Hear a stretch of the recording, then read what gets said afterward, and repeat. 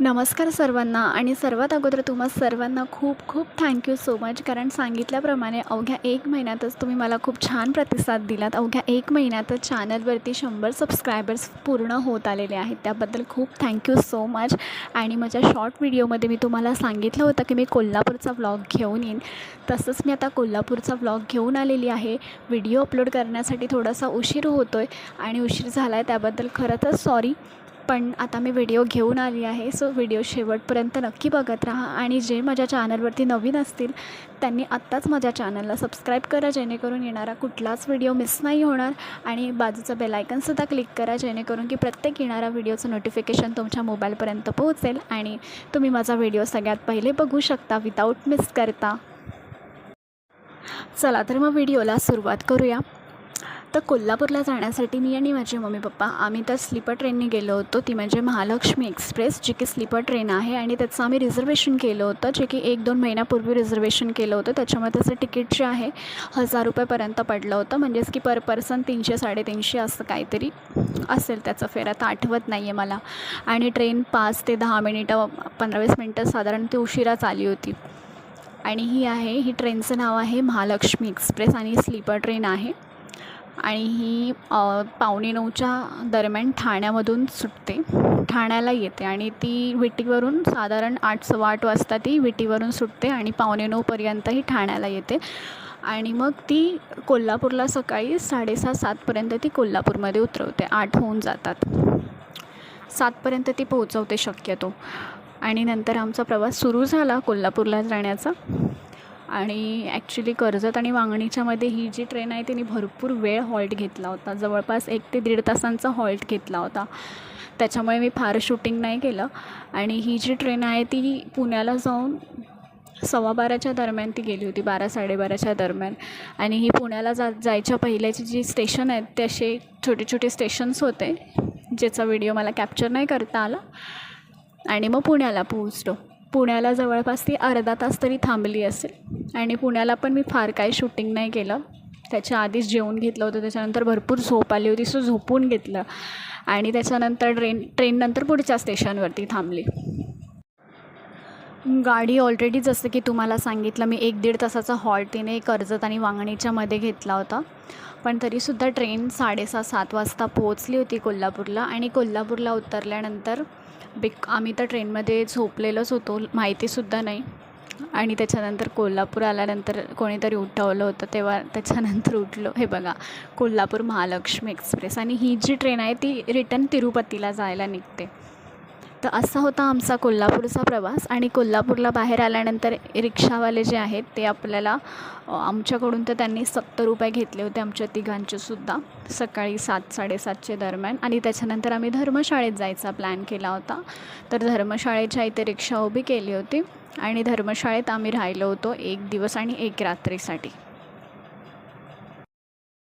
जसं की मी आधी सांगितलं की धर्मशाळेत आम्ही राहिलो होतो, की त्याचं 24 तासांसाठी जे रेंट होतं फॉर अटॅच रूमसाठी 850 रुपये होतं. आणि त्याला जे अटॅच रूम मीन्स त्याच्यात की अटॅच वॉशरूम असतात. आणि बाकी जे नॉर्मल रूम्स आहेत त्याचं जे वॉशरूम असतात ते बाहेर असतात, दॅट मीन्स सार्वजनिक असतात, त्याचं कॉमन वॉशरूम असतं. आणि ह्याचं जे आहे ते घरातच होतं, त्याच्या रूमच्या आतमध्येच होतं. आणि आम्हाला 3rd या 4th फ्लोअरवरती भेटलं होतं. आणि तिकडून असा व्ह्यू होता. आणि तिकडे कूलरचं पाणीसुद्धा होतं. आणि रूम्स वगैरे बाकी सगळ्या स्वच्छ होत्या. आणि जे पॅसेज होता तोसुद्धा खूप चांगला होता, स्वच्छ होतं. आणि लिफ्टची सुविधासुद्धा फार छान होती, ज्याच्यामध्ये की लिफ्ट बिलकुल पण अडकायची नाही, प्रॉपर अशी चालत होती ती लिफ्टसुद्धा. आणि जर का असं समोरून बघितलं ना त्या बॅक साईडनी, तर इथून समोरूनच मंदिराचा कळससुद्धा दिसायचा. इकडून तो दिसत नाही आहे, बट त्या साईडला ज्या रूम्स आहेत ना तिकडून जर का असं बाल्कनीतून बघितलं ना तर प्रॉपर मंदिराचा कळस तो. धर्मशाळेमध्ये जे असतं ते पहाटे 5 वाजल्यापासून गरम पाण्याची सुविधा असते ते 8 वाजेपर्यंतच, त्याच्यानंतर गरम पाणी नसतं तिकडे. आम्हीसुद्धा अंघोळ करून झाल्यानंतर पहिले तर नाश्ता करण्यासाठी गेलो. आणि 10 वाजेपर्यंत शक्यतो तिकडे सगळे नाश्त्याचे पदार्थ अवेलेबल असतात. त्याच्यानंतर सगळे स्टॉल्स जे आहेत ते बंद होतात. ऑलमोस्ट 10:30पर्यंत ते पूर्ण बंद करतात. चहासुद्धा मिळणार नाही तिकडे. त्यामुळे तुम्हीसुद्धा जर का कोल्हापूरला येत आहे तर ट्राय करा की तुम्ही बिफोर 10 तिथपर्यंत पोहोचा, जेणेकरून की तुम्हाला तिकडे नाश्ता करायला मिळेल. त्याच्यानंतर नाश्ता करणं अवघड होऊन जातं. त्यामुळे तुम्हीसुद्धा इकडे येत आहे तर इकडे आल्यानंतर काय काय खायचं ते म्हणजे की थालीपीठ इकडचं मिस करू नका. इकडचा उपमा पोहे तर खूपच छान मिळतं. पुन्हा अप्पेसुद्धा इकडचे छान असतात आणि इडली सांबार तर हे तर असतंच. पण जर का त्यातूनही अगर असं म्हणायचं झालं सगळ्यात बेस्ट तर इकडचं थालीपीठ ट्राय करणं मस्ट आहे. आणि तिकडचं थालीपीठाचं मी जेव्हा खाल्लं तेव्हा त्याचे प्राईस होतं 50 रुपीज.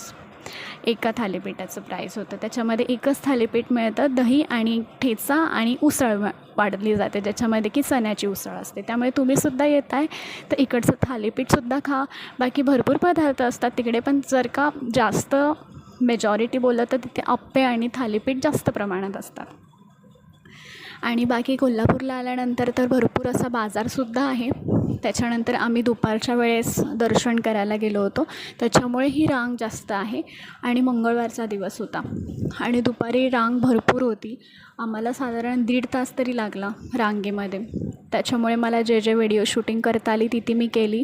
मंदिरामध्ये शूटिंगची तर परवानगी नव्हती, त्याच्यामुळे तर मी शूटिंग नाही करू शकले. बाकी बाहेरचं असं काही शूट केलं. आणि तिकडेसुद्धा मी गेले होते मंदिरामध्ये, तर आजूबाजूचा जो परिसर आहे मंदिराचाच तिथे कन्स्ट्रक्शनचं कामसुद्धा चालू होतं.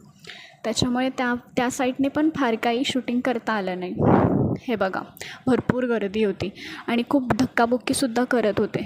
त्यातूनसुद्धा जितका व्हिडिओ घेता आला तितका मी घेण्याचा ट्राय केला. बाकी खूप छान होता आमचा कोल्हापूरचा प्रवास आणि खूप छान दर्शनसुद्धा झालं. आणि बाकी इथल्या नेक्स्ट व्हिडिओमध्ये इथून पुढे जो नेक्स्ट व्हिडिओ मी अपलोड करणार आहे तो मी ज्योतिबाचा व्हिडिओ अपलोड करणार आहे आणि पालीचा व्हिडिओसुद्धा मी अपलोड करणार आहे. बाकी कसा वाटला तुम्हाला माझा कोल्हापूरचा हा व्लॉग ते मला कमेंट करून नक्की सांगा. आणि व्हिडिओ अपलोड करण्यासाठी थोडा उशीर झाला त्यासाठी सॉरी. आणि बाकी पुढच्या व्हिडिओमध्ये मी माझा ज्योतिबाला जे गेली होते तिकडचा व्हिडिओसुद्धा अपलोड करणार आहे आणि मग पालीचा व्हिडिओसुद्धा अपलोड करणार आहे. आणि कोल्हापूरमध्ये आल्यानंतर अशी भरपूर फिरण्याची ठिकाणं आहेत, जसे की पन्हाळा, रंकाळा, त्याच्यानंतर गगनबावडा, ज्योतिबा, पुन्हा आदमापूर, बाळूमामा, हे सुद्धा असे भरपूर फिरण्याची ठिकाणं आहेत. तुम्ही नक्की भेट द्या. कोल्हापूरमध्ये गेल्यानंतर ह्या ठिकाणाला नक्की भेट द्यायला विसरू नका. आणि बाकी तुम्हाला माझा कोल्हापूरचा व्लॉग कसा वाटला हे मला कमेंट करून नक्की सांगा. आणि अजूनसुद्धा तुम्ही माझ्या चॅनलला सबस्क्राईब नसेल केलं तर सबस्क्राईब नक्की करा आणि लाईक करा, शेअर करायला विसरू नका. आणि कमेंट करून मला नक्की सांगा की तुम्हाला हा माझा व्हिडिओ कसा वाटला ते.